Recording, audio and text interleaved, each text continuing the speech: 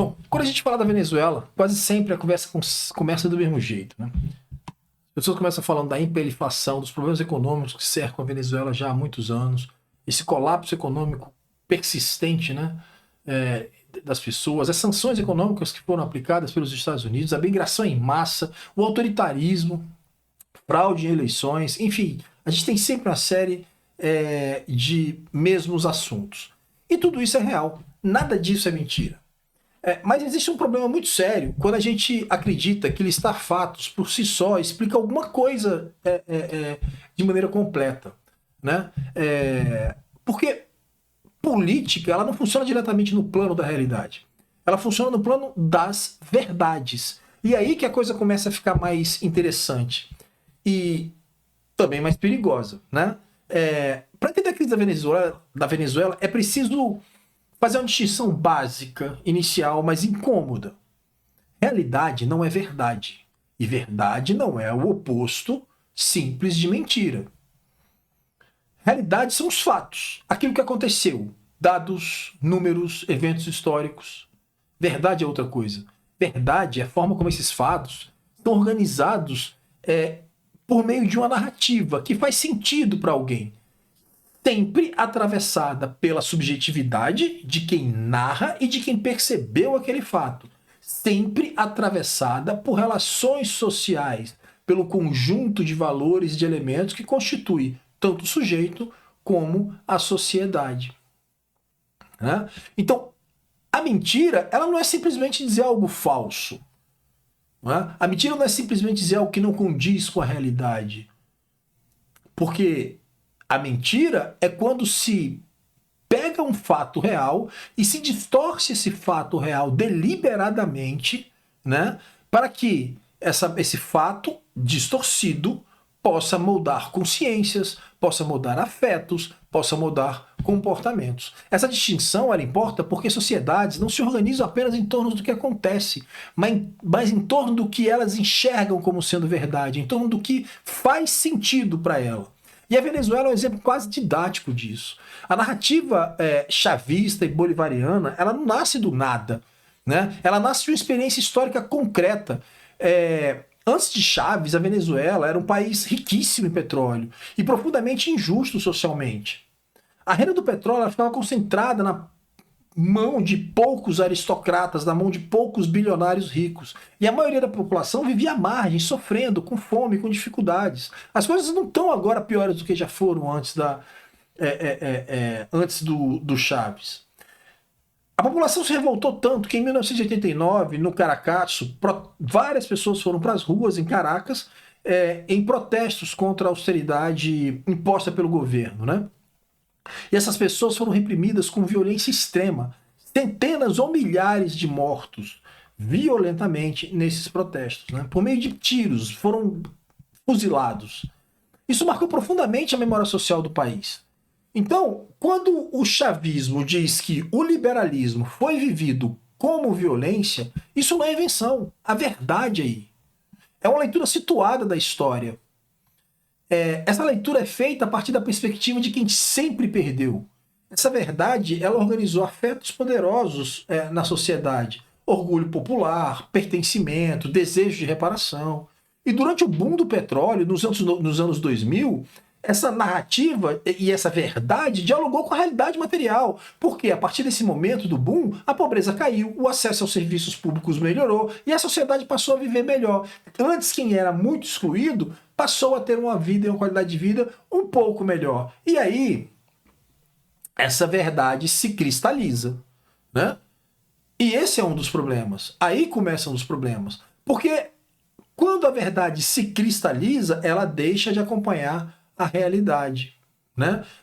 E aí, controles rígidos da economia, quase já no início de um processo autoritário e ditatorial, uma dependência enorme da economia, baseada no petróleo, que foi mantida desde a época, né, do modelo liberal antes ao chavismo. Então não houve uma alternância, não houve um desenvolvimento, uma modernização da indústria ou dos serviços da Venezuela, a dependência do petróleo foi mantida e continuou muito intensa. Houve um desmonte institucional com uma manipulação de toda a estrutura institucional do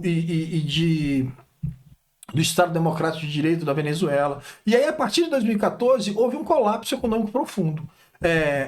E aí, quando a narrativa bolivariana ou chavista passa a explicar tudo apenas como uma sabotagem externa e passa a silenciar erros internos ou negar esses equívocos internos, essa narrativa ela deixa de ser apenas uma verdade sob a perspectiva subjetiva de quem a enxerga e começa a deslizar para uma mentira. E passa a ser mentira.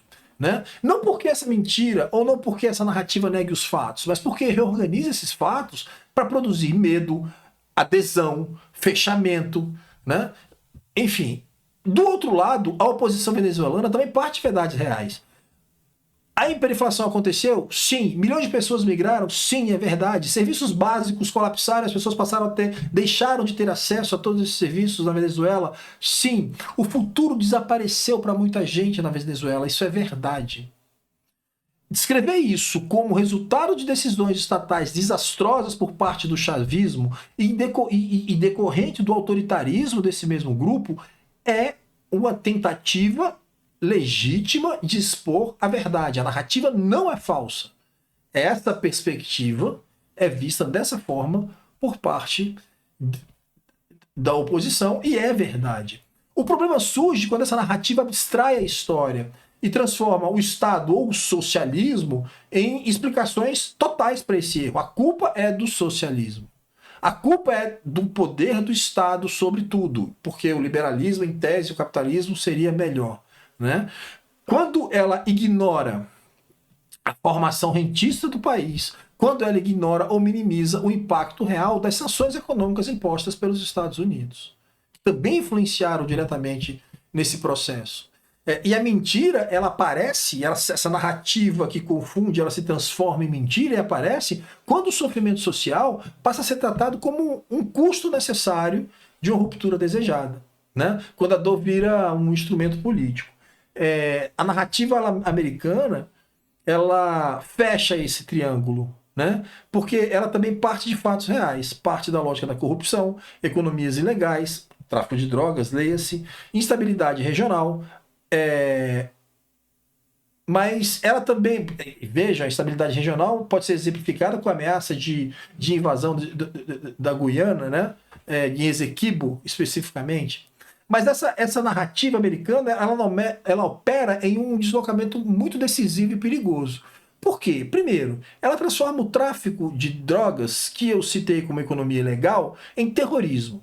Depois, ela personaliza o conflito na figura do Nicolás Maduro, enquanto que a gente sabe que o regime é composto por uma série de pessoas inseridas em várias instituições, principalmente militares e generais que ocupam boa parte da sociedade e se locupletam do regime já há muitos anos. E depois, ela moraliza a política externa. Por quê? Porque quando ela chama traficante de terrorista, isso não é só uma retórica, né? É um salto jurídico, um salto moral que legitima exceções, né? Que legitima sanções severas. E a ideia de mudança do regime passa a ser uma missão ética, justificando, inclusive, o descumprimento dos acordos e leis internacionais que vedam a invasão de um país pelo outro, a soberania de um país pelo outro, para aprisionar o seu chefe de Estado. Né? A mentira aqui não está em dizer que há crime ou autoritarismo, porque há crime e há autoritarismo, mas a mentira norte-americana aqui está em reorganizar esses fatos de modo que interesses geopolíticos, como o controle energético ou a dominação do petróleo, desapareçam do discurso. Né? O que essas três narrativas revelam é algo bem desconfortável.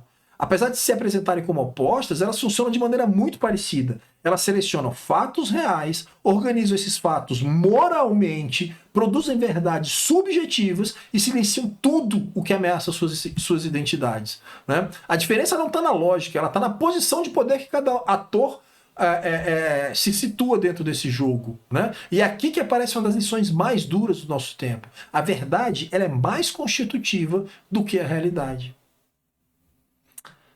A realidade ela pode colapsar, mas a verdade Mas se a verdade continuar produzindo sentido, pertencimento, se a verdade continuar produzindo identidade, ela sustenta sujeitos e sociedades e posições ideológicas e políticas. As pessoas, elas suportam privações externas quando acreditam que o seu sofrimento faz parte de uma história justa.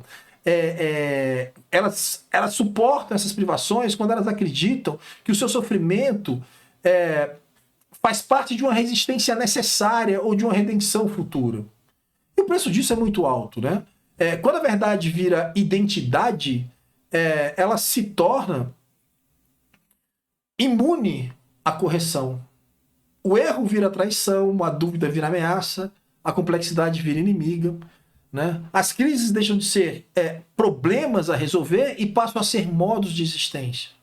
Talvez o desafio político mais profundo hoje não seja descobrir quem está certo, mas perguntar que verdades precisam ser mantidas para que esse conflito continue fazendo sentido. Enquanto essas verdades seguirem organizando afetos e pertencimentos, a realidade, mesmo em ruínas, mesmo acabando, continuará sendo administrável. É exatamente aí que a subjetividade e o poder se encontram, e se encontram de forma muito perigosa. Obrigado aí pela atenção. Se gostou do vídeo, compartilha. Até o próximo.